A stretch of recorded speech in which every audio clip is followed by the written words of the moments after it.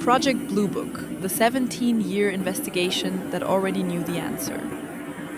In 1952, the United States Air Force launched one of the longest and most controversial investigations in modern history. Its official mission was simple: to study reports of unidentified flying objects. 17 years, more than 12,000 cases, hundreds of witnesses, pilots, radar operators, military personnel. And the final conclusion? Nothing unusual was found. But here's the problem. If there was truly nothing there, why did the investigation last almost 2 decades? And why, even at the end, 701 cases remained officially unexplained? This is the story of Project Blue Book, an investigation that may never have been designed to find the truth. Why Project Blue Book was created.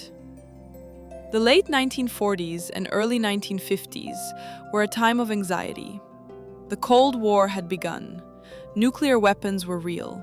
And suddenly, strange objects were being reported in the skies, again and again.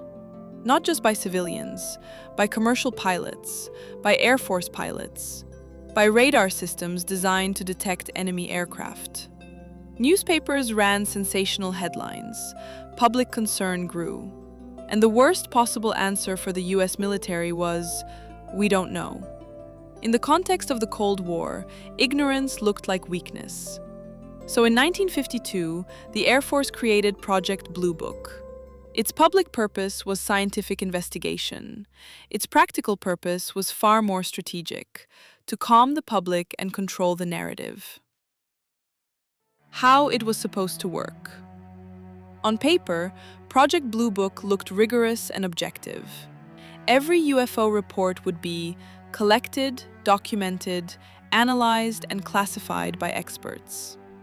If the object was an aircraft, a balloon, a star, or an experimental device, it would be identified as such. If not, the case would receive deeper investigation. To add scientific credibility, the Air Force brought in consultants, including astronomers and physicists. One of them would later become the project's most famous critic. How it actually worked. Very quickly, a pattern emerged. Reports were not evaluated with an open question. They were evaluated with an expected answer. The goal was not accuracy. The goal was closure. If an object moved too fast, it was blamed on misperception.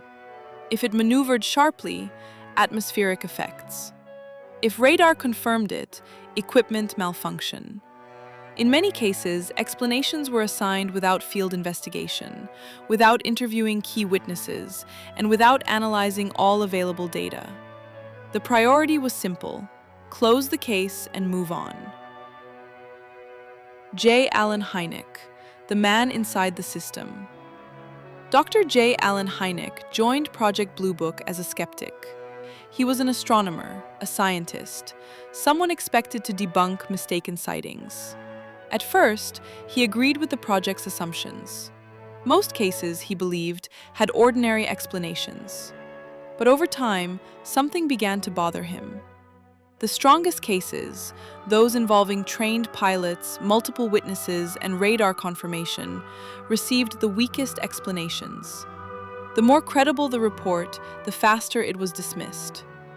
Years later, Hynek would openly criticize the project, stating that Blue Book functioned less as a scientific inquiry and more as a public relations exercise. In his words, the project was designed not to investigate UFOs, but to convince the public there was nothing worth investigating. The 701 unexplained cases. By the time Project Blue Book ended, the statistics looked reassuring, at least on the surface. Over 12,000 cases investigated, the vast majority explained. But buried in the final data was an uncomfortable number. 701 cases remained classified as unidentified. Not vague lights in the distance, not single witness anecdotes. These cases included visual sightings combined with radar data, military encounters, objects performing maneuvers beyond known aircraft capabilities at the time. These cases were not emphasized in public reports. They were not discussed in press briefings. They were simply left unresolved. Why Project Blue Book was shut down. Why Project Blue Book was shut down in 1969, the Air Force officially terminated Project Blue Book. The stated reasons were clear.